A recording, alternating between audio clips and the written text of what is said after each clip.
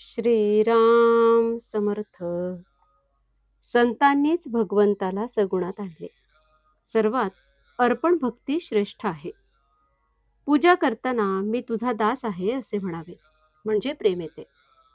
यात लाज वाटायचे काहीच कारण नाही. आधी भगवंताचे दास व्हावे आणि मग पूजा करावी. आम्ही इतर कित्येकांचे दास होतो आणि इतक्यातून उरेल तेव्हा भगवंताचे दास होणार. मग पूजेत अर्पण भक्ती कशी येणार? आपल्याला जे जे आवडते ते ते मनाने भगवंताला अर्पण करावे. इथे सर्व काही मनानेच करायचे असते. नुसते शरीराने काबाड कष्ट केले म्हणजे प्रेम येतेच असे नाही. चित्त विषयाकडे ठेवून भगवंताची सेवा करणे म्हणजे अंग चोरपणा आला. असा अंग चोरपणा करू नये. भगवंताकडे मन लागायला सगुण उपासना उत्तम होय.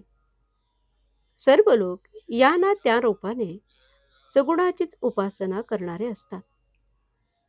ठरलेली वेळ आणि ठरलेले साधन असावे, म्हणजे त्यामध्ये प्रेम येते.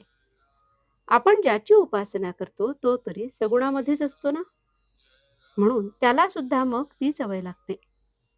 आपण ज्या मूर्तीची उपासना करतो त्या मूर्तीमध्ये तेज वाढत असते. ज्या मूर्तीची उपासना एखाद्या साधूने केलेली असेल त्या मूर्तीमध्ये फार तेज असते आणि ते पुष्कळ काळ टिकते. शिवाय ते इतरांनाही उपयोगी पडते.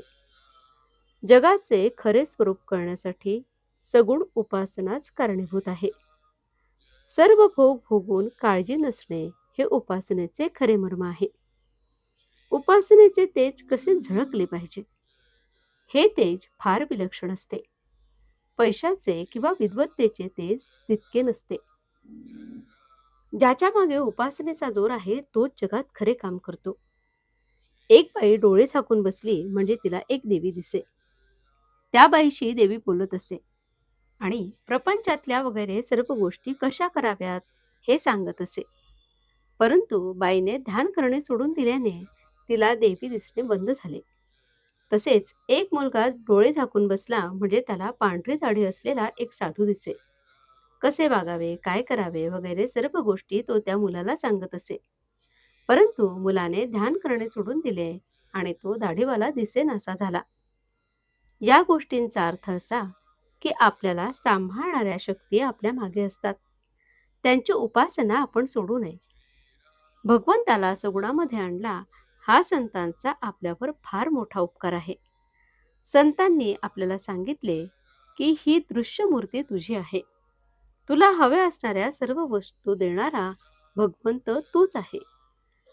ही जाणीव आणि कल्पना आपल्या ठिकाणी वाढत गेली तर त्यामुळे भगवंत दाता आहे ही जाणीव उत्पन्न होईल.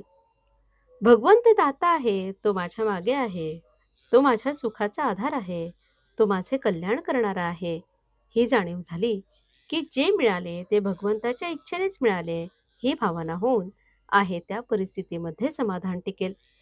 आजचे बोधवचन. आनंदरूप परमात्मा मिळवण्यासाठी सगुण उपासना पाहिजे. जानकी जीवन स्मरण. जय जय राम. श्रीराम समर्थ.